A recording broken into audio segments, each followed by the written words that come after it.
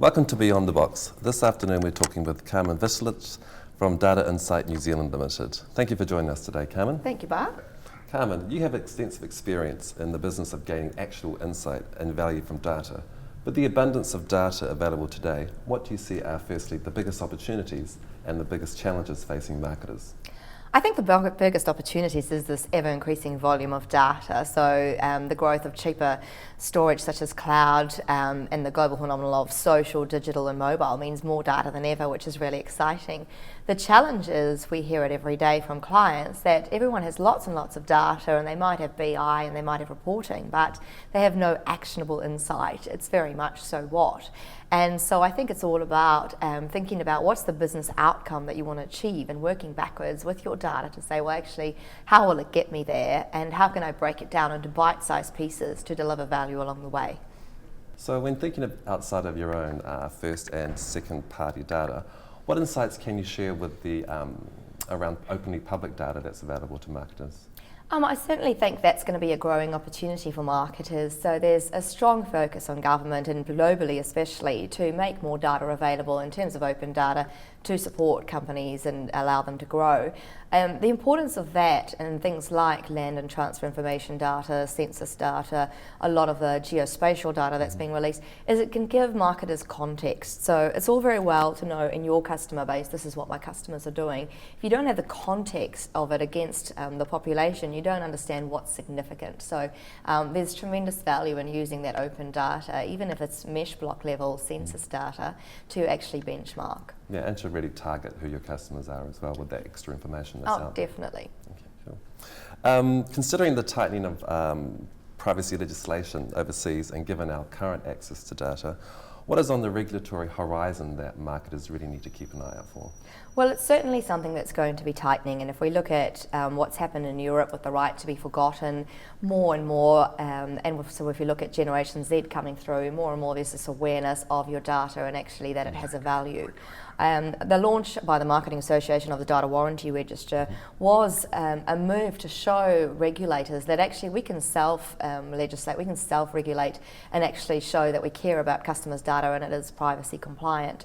I think more so than regulators and legislation, marketers need to think about their customers, because actually your customers have a voice.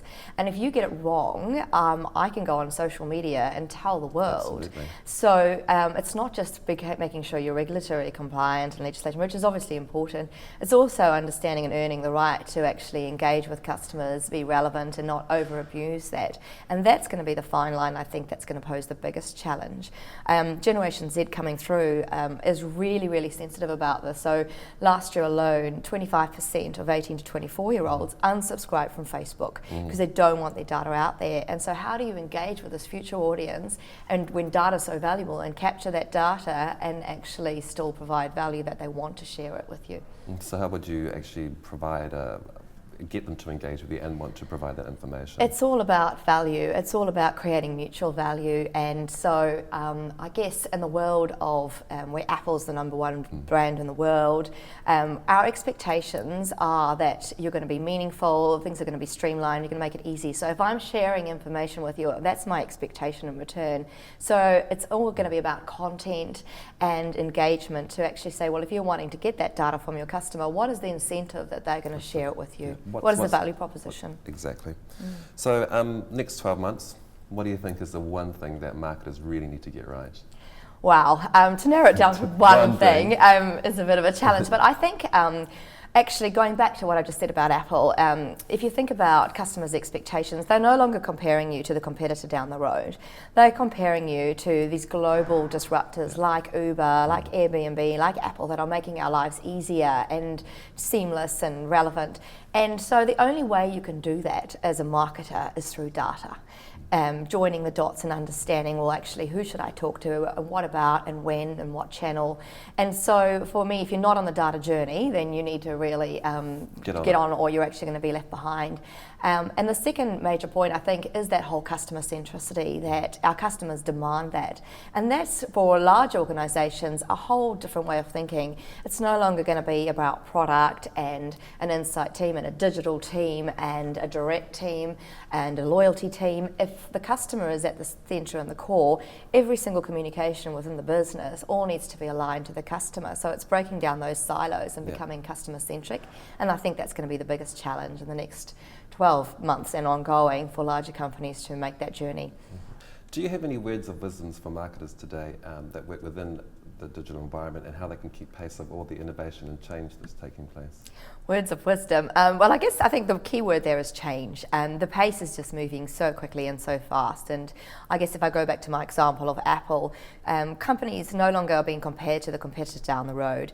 You're being compared to global brands like Uber, Airbnb, Apple, who are completely disrupting and just delivering these entirely relevant and seamless experiences. And so we have to think differently as marketers. How do we connect with customers, and actually how do we make their lives easier? And the only way we can do this is with data. So if you're not on the data journey, you really need to get on the train, or you will be left behind, and empower yourself with partners that can help get you there quicker. Excellent. Thanks, Carmen, for your time. We really appreciate you. Great. Thank you, Bart, for having me. Cheers.